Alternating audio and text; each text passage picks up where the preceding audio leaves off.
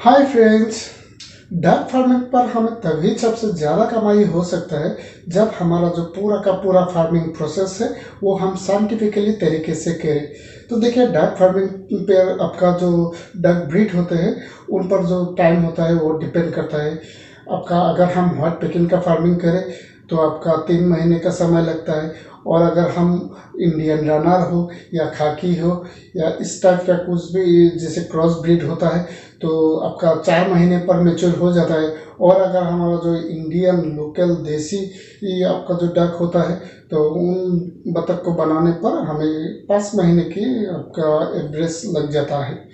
तो देखिए, ये जो डे 1 से लेके चाहे 3 हो या 4 हो या 5 महीने का जो सफ़र है वहाँ पर हमें पूरा का पूरा स्ट्रेटेजी बनाना पड़ेगा, प्लानिंग बनाना पड़ेगा, तभी जाकर हमको सक्सेस मिलेगा। क्योंकि देखिए, हमारा बतख जब बड़ा हो जाएगा ना तो वो एक दिन पे बहुत ज़्यादा खाना खा लेगा। अगर मान लीजिए हम 2 हफ्ते हमारे बतख को वो बेच नहीं पाए, फार्म में ही रखना पड़े, तो खाने पर हमें एक्सेस खर्चा हो जाएगा, जिस वजह से हमारा क्या होगा कि प्रॉफिट बहुत ही कम हो जाएगी, इवन लॉस का भी रिस्क हो सकता है। तो इसीलिए मैं ये वीडियो आज आप लोगों के लिए लाया हूँ। यहाँ पर मैं आपको बारीकी से बताऊंगा कि चूजे कब हमारे फार्म पे लाना है, हम बतख को कब पूरा का पूरा मेच्योर करें, यानी हमारा बतख रेडी हो जाए, और हाँ, जो बतख रेडी हुआ बतख है वो हम कब बेच दें। और आपका कहने का मतलब यही है कि मार्केट वैल्यू जो है बतख का कब सबसे ज़्यादा हाई होता है ताकि हमें अच्छा खासा कमाई हो। तो चलिए शुरू करते हैं आज का वीडियो। तो दोस्तों, डक फार्मिंग पर अगर आपको सक्सेस होना है तो बिना स्किप किए वीडियो को अंत तक ज़रूर देखें।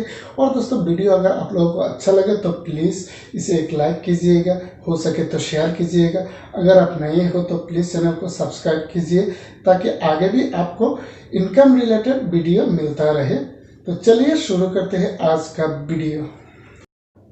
तो दोस्तों, अगर हम डक फार्मिंग करते हैं तो हमें ये तो जानना बहुत ही ज़रूरी है कि डक फार्मिंग के लिए बेस्ट सीज़न कौन सा है। दोस्तों, अगर हम डक फार्मिंग करते हैं तो हमें तो ये मालूम ही होगा कि जो सर्दियों का मौसम होता है तो उस मौसम पर बतख के मीट का सबसे ज़्यादा डिमांड होता है। सिर्फ मीट ही नहीं, अंडे का भी उस टाइम सबसे ज़्यादा डिमांड होता है, यानी सर्दियों के मौसम पर। और जब से ही गर्मी शुरू हो जाता है तो बतख का जो मीट का हो या एग का वो जो डिमांड है वो थोड़ा कम हो जाता है, और पूरा गर्मी पे तो बहुत ही कम हो जाता है। फिर जब गर्मी कम होता है और आपका ऊपर से जो सर्दी ये आना शुरू हो जाता है तब फिर बतख का जो डिमांड है वो हाई हो जाता है। यानी अगर कुल मिला के बात करें तो आपका सर्दियों का जो मौसम है, खास कर से आपका नवंबर, दिसंबर, जनवरी, फरवरी, ऑन एवरेज ये 4 महीने का जो सीज़न है, तो इस 4 महीने में पर क्या होता है कि बतख के मीट पर सर्दियाँ जमा होती है, और तब मीट का एक अलग सा टेस्ट होता है और लोग उस मीट को खाने को बहुत ही पसंद करते हैं। लेकिन जब गर्मी का मौसम शुरू हो जाता है तो बतख का मीट का जो चर्बी है वो तो आपका क्या डिस्ट्रॉय हो जाता है, स्प्रेड हो जाता है, जिस वजह से टेस्ट में बहुत ही भारी कमी हो जाती है और लोग खाना नहीं पसंद करता, उतना नहीं करता जितना सर्दियों में करते हैं। तो अभी देखिए, सर्दियों में भी मार्केट वैल्यू कब सबसे ज़्यादा होता है उस बात का भी हमें ध्यान रखना होगा। तो उसके लिए हमें मार्केट रिसर्च करना पड़ा। दोस्तों देखिए, मैं तकरीबन कई सालों से इस बिज़नेस से जुड़ा हुआ हूँ, तो थोड़ा बहुत मुझे भी एक्सपीरियंस हो चुका है। ऊपर से मैंने मेरी तरफ से जितना हो सके मैंने रिसर्च किया आपका लोकल मंडी पे, चाहे वीकली हो या डेली बेसिस पे जो भी मंडियाँ हैं तो उन पर जाके मैंने खुद फिजिकल रिसर्च किया। इसके अलावा चाहे गूगल हो, यूट्यूब हो, जितना हो सके मैंने रिसर्च करने के बाद ये वीडियो आप लोगों के लिए लाया हूँ। तो देखिए, हमारे इंडिया पर क्या होता है कि अक्टूबर से ही सर्दियों का जो सीज़न है वो स्टार्ट हो जाता है। तो हमें क्या करना है कि हमें पहले देखना है कि बतख का जो मार्केट वैल्यू है होता है वो वैल्यू कब सबसे ज़्यादा हाई होता है, यानी पीक पॉइंट होता है। तो वो मैंने मेरे हिसाब से जो फिक्स किया कि आपका दिसंबर, जनवरी, यही 2 महीना वो है, दिसंबर और जनवरी, यही 2 महीना है जब बतख का जो मीट का जो डिमांड है सबसे ज़्यादा हाई होता है। और इंडिया पे बहुत ही पैमानों पर इन 2 महीनों पर बतख का आपका मीट जो है वो कंज्यूम किया जाता है। तो अभी मान लीजिए दिसंबर को हमने टारगेट ले लिया कि दिसंबर से पहले हमारा बतख मेच्योर होना है। तो देखिए अभी चूजा कब लाना है, वो दिसंबर से पहले अगर हम नीचे आए तो देखिए अगर हम व्हाइट पेकिंग का फार्मिंग करते हैं तो हमें 3 महीने में बतख रेडी करना होगा और वो हो भी जाता है, दिक्कत नहीं। अगर हम खाकी या आपका इंडियन रनर या दूसरे कोई क्रॉस ब्रीड का अगर फार्मिंग करते हैं तो हमें कम से कम 4 महीने चूजे को पालना पड़ेगा, तब जाकर मेच्योर होगा। और अगर हम लोकल देसी जो डक होता है उसका फार्मिंग कर रहे हैं तो हमारे हाथ में कम से कम 5 महीना होना चाहिए, क्योंकि 5 महीना लगता ही है फुल्ली मेच्योर होने पर, नहीं तो उतना प्राइस नहीं मिलेगा जितना हम उम्मीद करते हैं।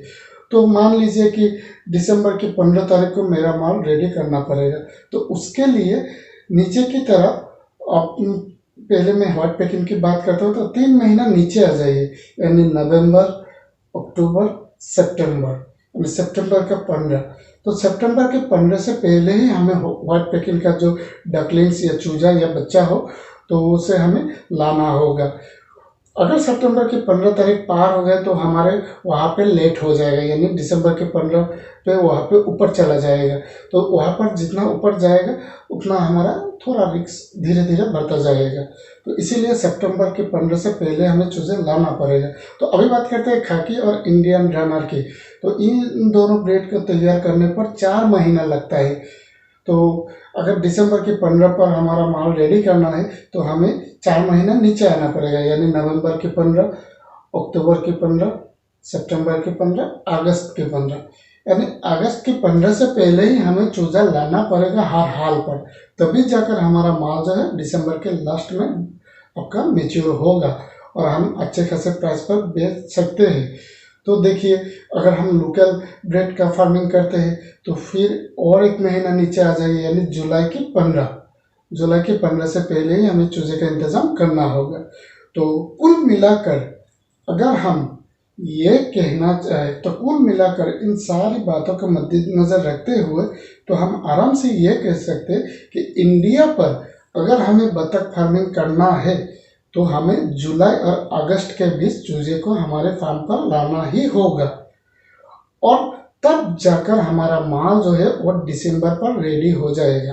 खास करके आपका वहाँ पर क्या होता है, फेस्टिव सीज़न हो जाता है, जैसे कि आपका न्यू ईयर हो गया, इधर आपका क्रिसमस हो गया, और आपका जो नॉर्थ ईस्ट में जो जनवरी की 14-15 को बिहू होता है, तो उस बिहू पर तो बहुत ज़्यादा डिमांड होता है बतख का।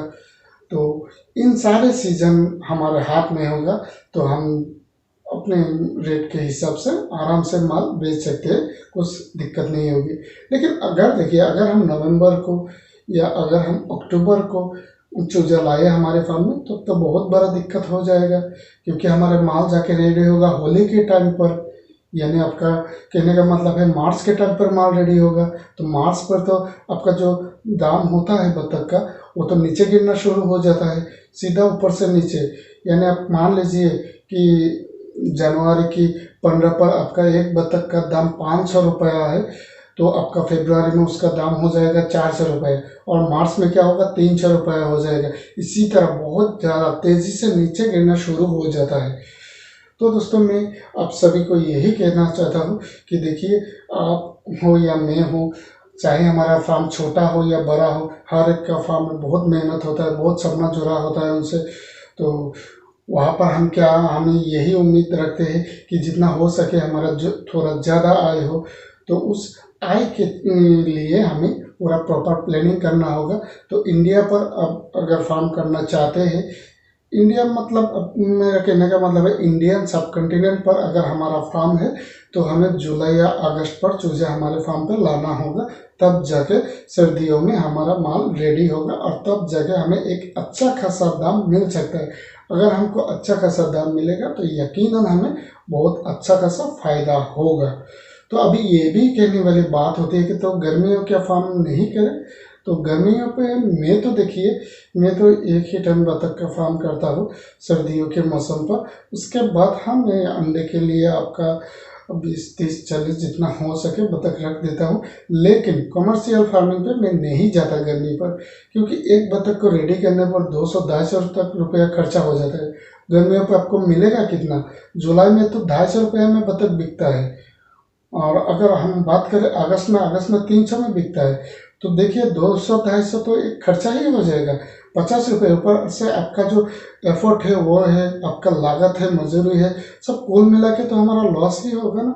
और गर्मियों में बतख मरता भी बहुत ज़्यादा है, क्योंकि बार बार का थोड़ा दिक्कत होता है, तो इसलिए वो चरे वायरल बीमार होता है, जिस वजह से बतख मरता भी ज़्यादा है। तो इसलिए मैं आप सभी को यही सलाह देता हूँ कि आप एक ही टाइम पर एक ही सीजन पर बतख का पालन करें। मेरा कहने का मतलब है कि आप 1000 कीजिए, 2000 कीजिए, इस तरह से कीजिए कि ताकि आपका माल जो है वो सर्दियों में रेडी हो जाए। सर्दियों में जब दाम सबसे ज़्यादा हो तब आप आराम से बेच सकते हैं उन बतख को। थैंक यू, धन्यवाद।